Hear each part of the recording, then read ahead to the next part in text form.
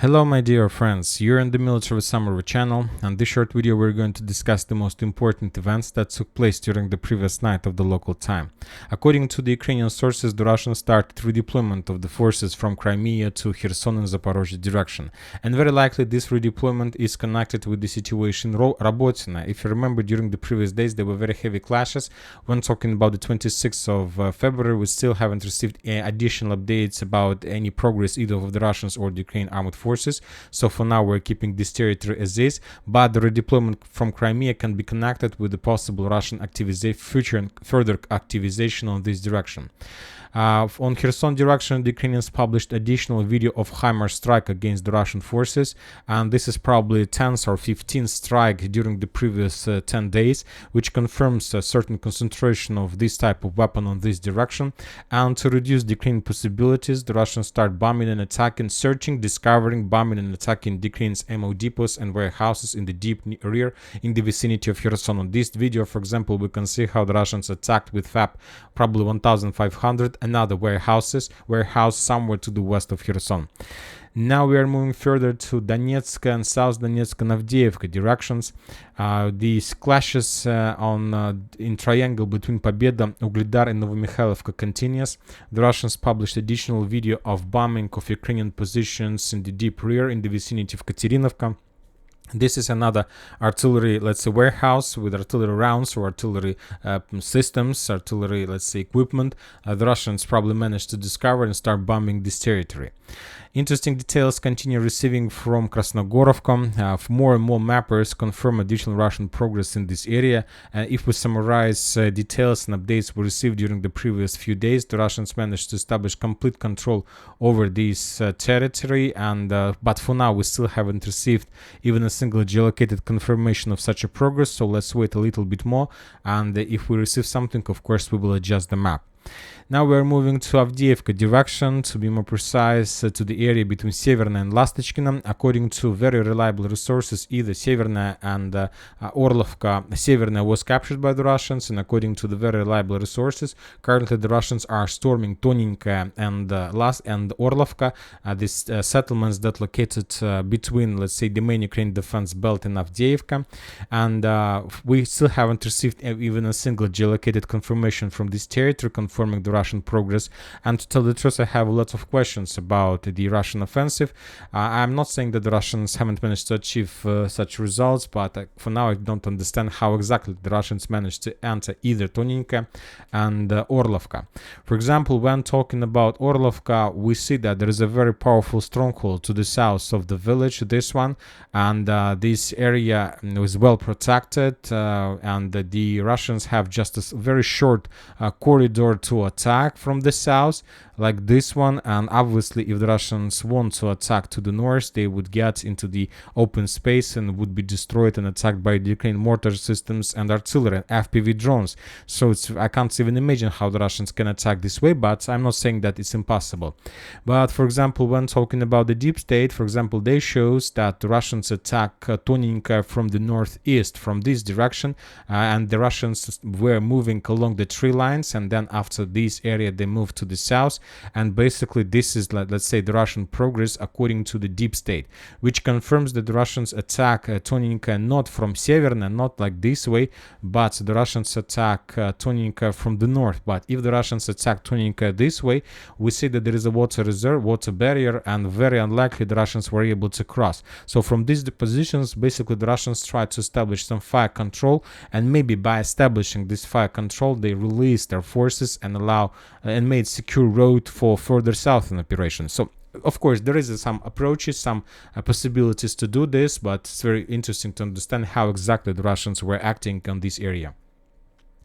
Further, additional reports we received from the line between Lastochkina and Orlovka. According to some sources, the Russians managed to establish control over the fields, and some sources reported about the Russians entered Orlovka itself. But also, once again, it's very difficult to understand how exactly the Russians were implementing this operation, because if we take a look at this map, we're going to see that there is a first water barrier.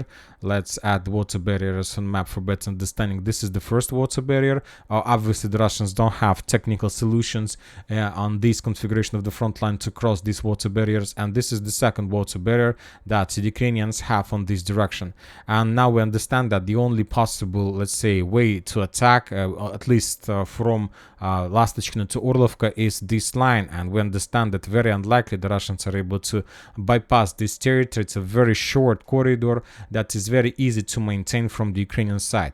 So, but the only possible solution from the Russian side to attack this territory is to move to the north this way, with the purpose to, let's say, attack Orlivka from the north eastern part, so this way. So maybe the Russians made this attack during the previous night, and if the Russians are moving this way, then we can say that the main Russian purpose and the main Russian, let's say, goal is to establish control first of all over the farms that located on the northeast of the east of Orlivka. So very likely that this is exactly what happened there, but anyway, we need more time and details to understand how exactly the Russians entered this village.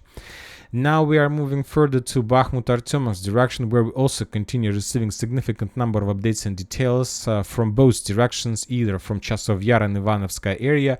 The previous night, one Russian resource reported about complete control over the village, but yet we haven't received any geolocated confirmations of that, and obviously that was a kind of speculation or something like this. The Russians continue offensive operation in direction of the village, and there are very heavy clashes on the outskirts and the first streets of the village, and today we got a lot of geolocations confirming additional Russian progress on this tree line.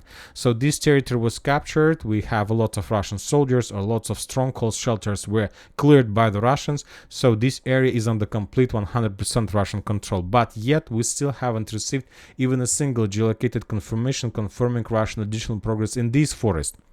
But regarding the fact that we still haven't received any updates, we can be 100% sure that the next step in the next Russian goal in this area is to enter this forest, obviously. And this attack, this movement of the Russian forces will allow the Russians to move further to the south, east of this direction, and to enter this territory, something like this. And from this foothold, from this territory, the Russians will be able to move further to the south in direction of Ivanovskaya itself, and to enter the first streets, the intersections of Sadova and Shirokaya Street. And also from this area, the Russians can attack these water reservoirs on this direction. And if you remember, just yesterday we saw, let's say, FPV drone strike against the Ukrainian ammo depot in this area, and after that there was a very heavy explosion.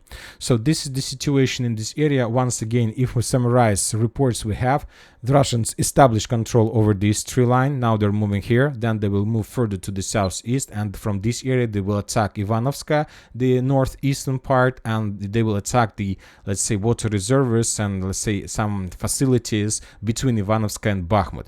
When talking about the southeastern direction, the Russians continue advancing, continue pushing, but as we can see, they still haven't managed to bypass the first street. Currently the clashes are taking place in Shodna Street, Шоссейная Street, and Sadova Street as well, in the vicinity of the post office and school. So no further progress, as we can see. Anyway, the Russians during the previous night also published additional video of multi-launch rockets bombing of the, let's say, main road N32 that enters Ivanovskaya itself. On this video we see Russian multi-launch rocket system, and a second later we see this area, so N32 road entering Ivanovskaya under very heavy fire. From one side, this video confirms Russian control over the main supply roads, and from the other side, this video confirms that there are still no Russians in this area. From the other side, the Russians continue reducing till ruins the main Ukrainian defense belt in the vicinity of Chasiv Yar. On this video, we can see how the Russians discovered additional Ukrainian positions and start bombing them with cluster rounds.